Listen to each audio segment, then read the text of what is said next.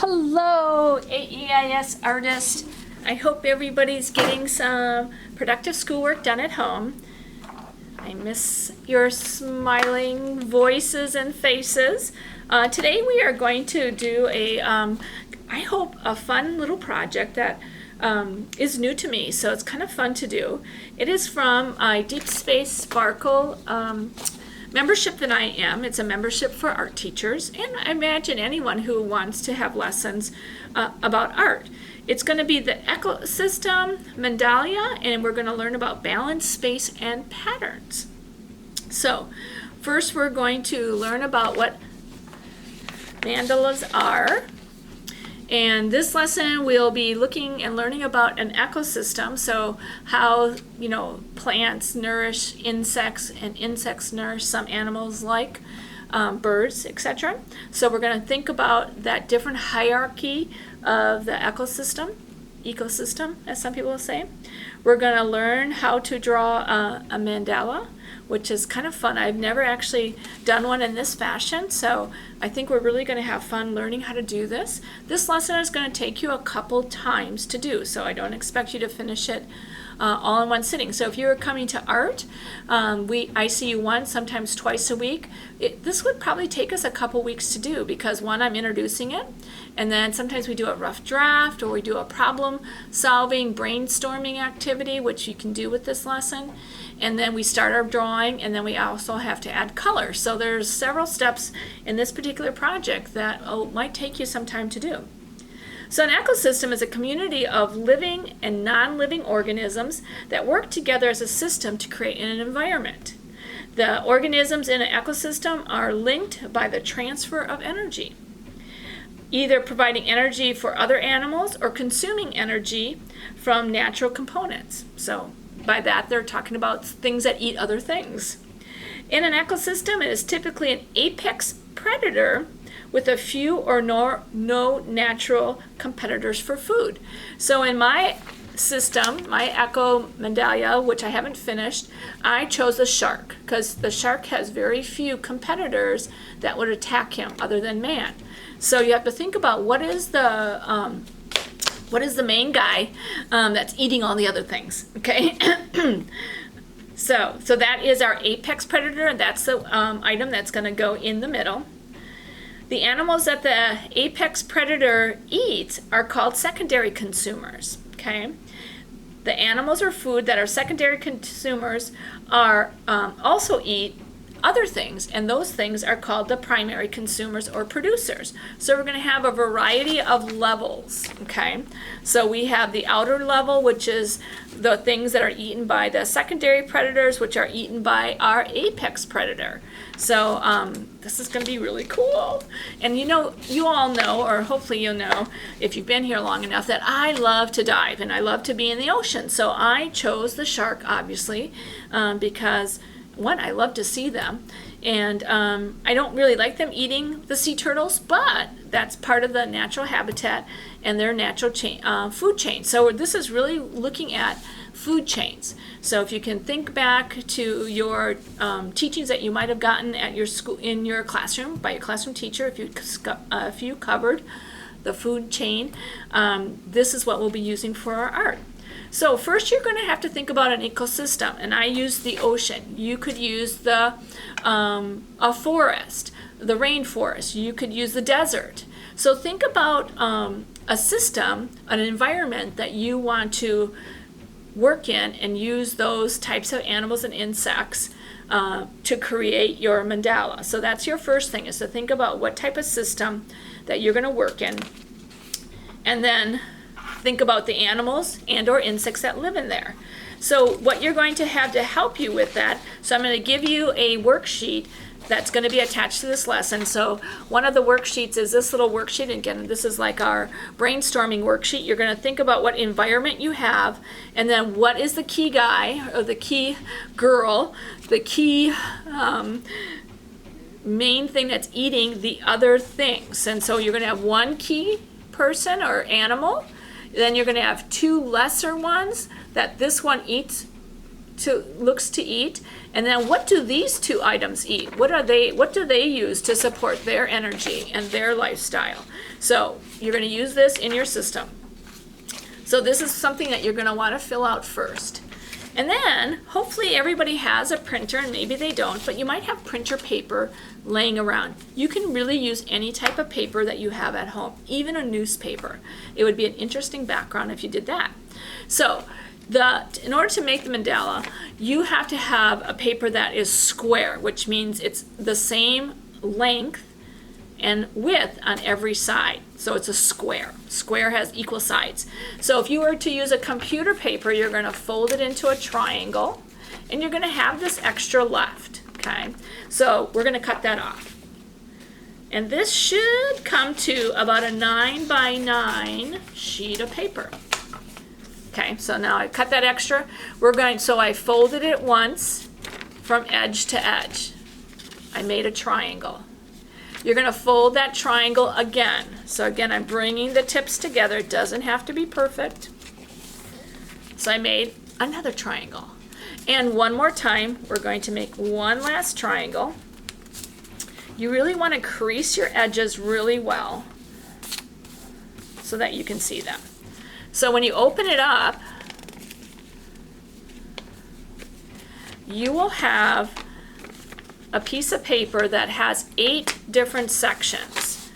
1, 2, 3, 4, 5, 6, 7, 8. So I've divided my paper up into 8 different sections. Okay, we're going to start in the middle. And in the middle, you're going to do a circle or something wavy that's going to contain your apex predator. Okay.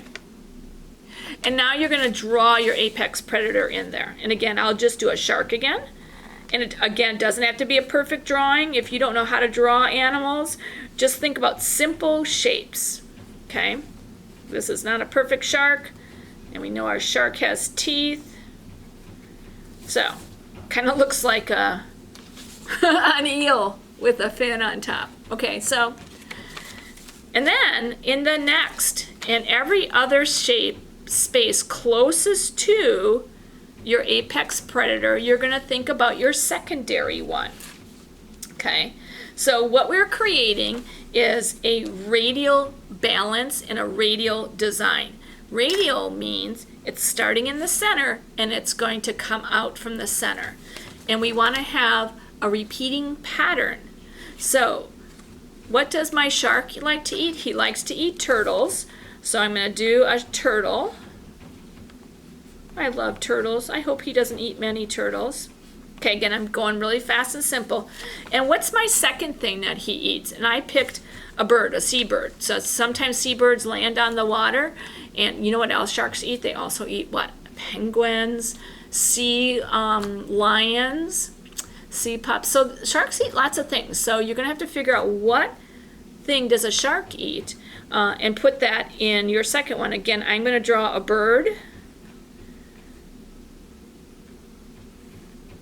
And if you don't know how to draw a real bird, it can be an imaginary bird. Okay, so I have my sea turtle and bird. There, I'm going to now repeat that pattern. That's part of having a medallia.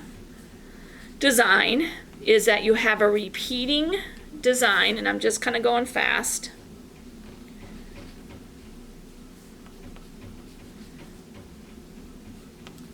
And then a turtle again. So what you will come with is, again, looking back at our finished product, let's see if I've got a big piece of it.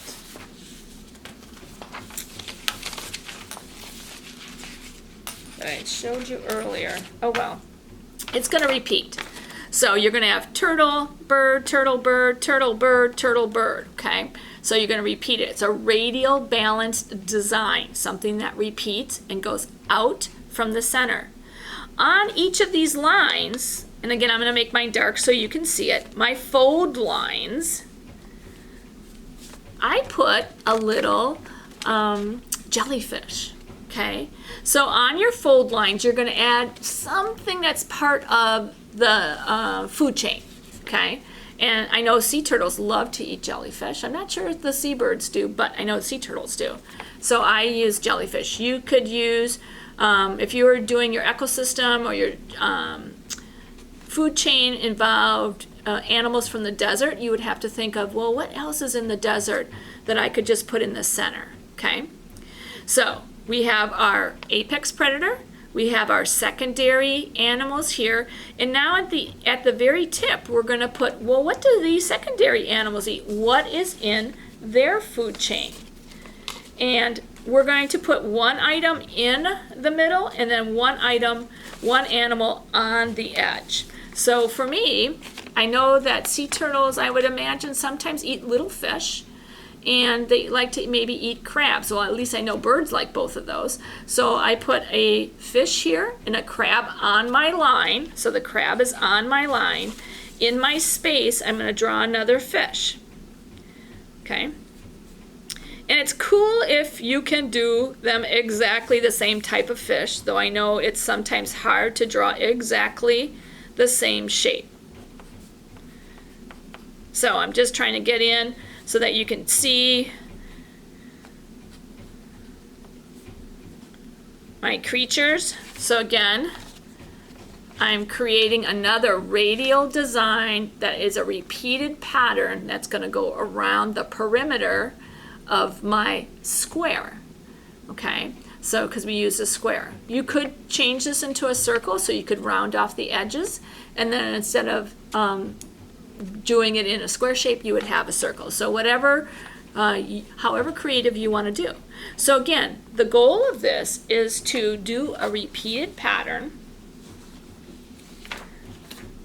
We're going to use our planning sheet to plan out our things that are going to go on our food chain. Okay, so we're going to look for different resources.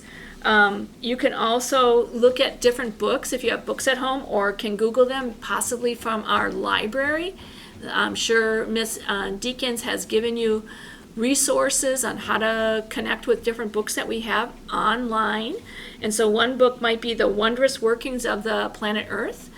And that's a good book. So any books that talk about the planet Earth and possibly ecosystems, food chains. So if you have your science book at home, you might see a food chain in there that you can use as a reference. So you're going to kind of think about different references to use. We went over how to fold our paper.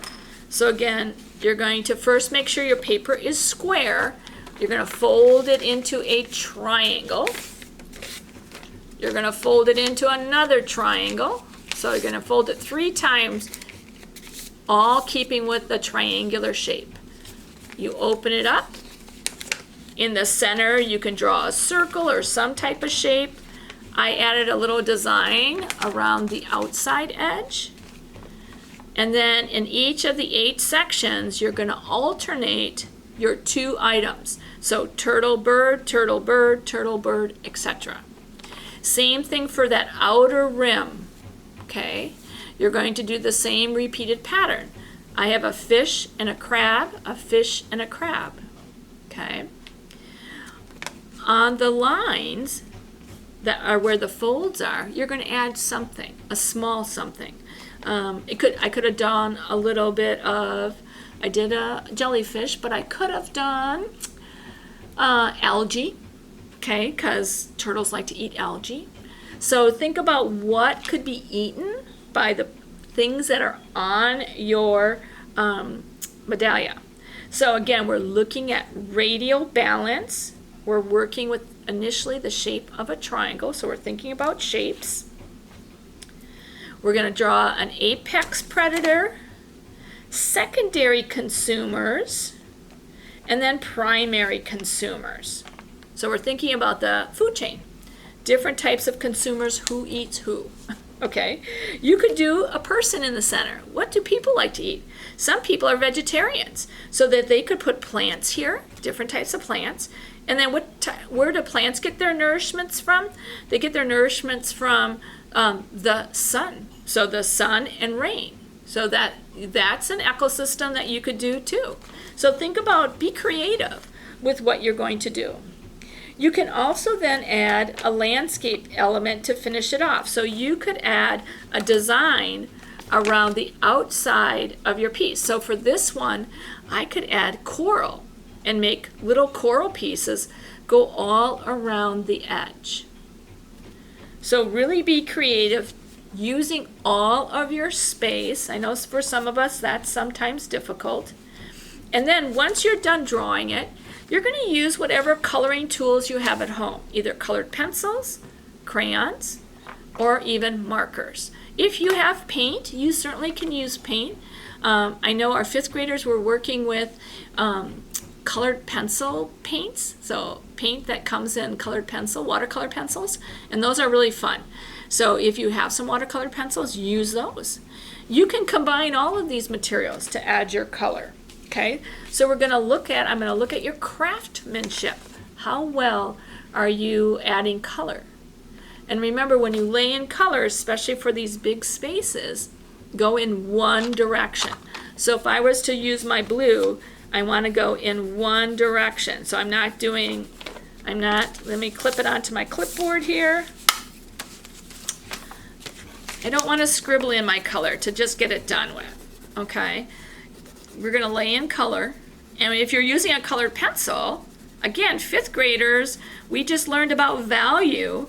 You could make the dark ocean, if you're doing an ocean theme, to the outside, and then go lighter as you get closer to the center, or vice versa. So you can play around with the value lesson that we just finished and are working on in class. Okay, so think about value, color, and your craftsmanship.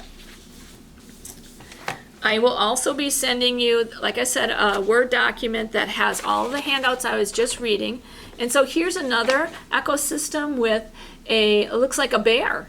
And a bear is going to eat owls and other animals.